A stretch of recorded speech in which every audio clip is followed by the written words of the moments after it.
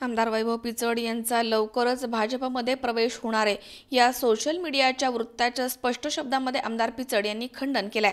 कोणीही सोशल मीडियाच्या या पोस्टवरती विश्वास ठेवू नये असं आवाहन त्यांनी अकोल्यामध्ये घेतलेल्या पत्रकार परिषदेमध्ये केलंय। आमदार वैभव पिचड हे भाजपमध्ये प्रवेश करणार असल्याचे वृत्त सोशल मीडियावरती प्रसारित झालंय। त्यामुळे जिल्ह्यासह राज्याच्या राजकीय वर्तुळामध्ये एकच खळबळ उडाली आहे। या संदर्भात माध्यमांच्या प्रतिनिधींनी त्यांच्याशी प्रत्यक्ष संपर्क साधून प्रतिक्रिया घेतली आहे। आपण मतदारसंघातच असून वेगवेगळे कार्यक्रम सुरू आहेत, त्यामुळे भाजपला कार्यकर्ते कमी पडले की काय असा सवाल करत अशा पोस्ट व्हायरल केल्या जात असल्याचं त्यांनी सांगितलंय। भाजप हा बिगर कार्यकर्त्यांचा पक्ष आहे। तसेच राज्यामध्ये पोरं चोरणारी टोळी सक्रिय झाली आहे। जनता लक्ष ठेवून आहे असा खोचक टोला देखील त्यांनी लगावलाय। सरकारने जनतेची फसवणूक केली आहे, त्यामुळे आगामी निवडणुकीमध्ये या पक्षाचा पराभव निश्चित आहे असं त्यांनी आवर्जून सांगितलंय। तसेच सोशल मीडियावरील अशा पोस्टवरती विश्वास ठेवू नये असंही त्यांनी यावेळी सांगितलंय। आम्ही बघतोय की काही भाजपच्या प्रचार माध्यमांकडून एक सोशल मीडियावरती एक वेगळंच एक बातमी प्रसिद्ध झाली आणि ती बातमी प्रसिद्ध होत असताना त्याच्यामध्ये राष्ट्रवादी काँग्रेस पक्षाचे आमदार म्हणून ज्या अकोले संगमनेर तालुक्यामध्ये जो माझा मतदारसंघ आहे याचा उल्लेख करून आमदार वैभव पिचड हे भाजपमध्ये येतील किंवा गळाला लागलेले अशा ज्या काही वृत्तांकन आलेलं आहे तर त्याच्या संदर्भामध्ये आज सर्वांना आपण या ठिकाणी बोलवलेला।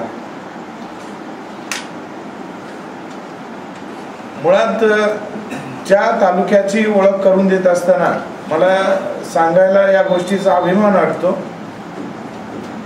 आदरणीय पवार साहेबांच्या नेतृत्वाखाली वंदनीय पिचड साहेब काम करत असताना गेले 35 वर्षे या तालुक्याची बांधणी ज्या विचारांनी केलेली आहे,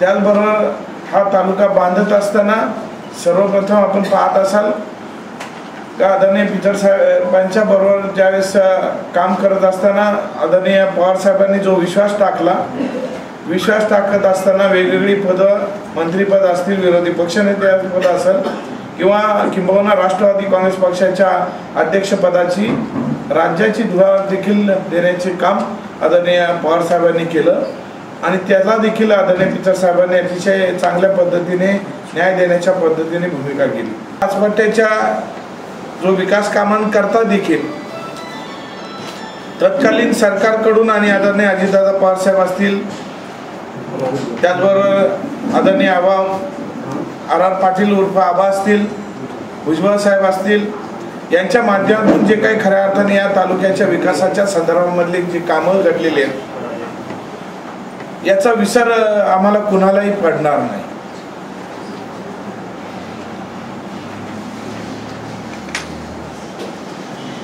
ज्यावेळेस आम्ही या तालुक्याची विचारसरणी ज्यावेळेस आम्ही पाहतोय की सुरुवातीच्या कालखंडापासून डाव्या विचारसरणीचा तालुका म्हणून खऱ्या अर्थाने या ओळखला जातो आणि या विचारशक्तीमध्ये जातीय धर्मांध शक्तींना या तालुक्याने कधीही थारा दिलेला नाही आणि देणारही नाही। सर्व विचाराची माणसं या ठिकाणी एकोप्याने नांदत आलेले आहेत आणि यामध्ये मला खात्री आहे का इथून पुढच्याही कालखंडामध्ये असा कुठलाही वेगळा विचार या तालुका करणार देखील नाही। सचिन खरात, सी 24 तास, अकोले।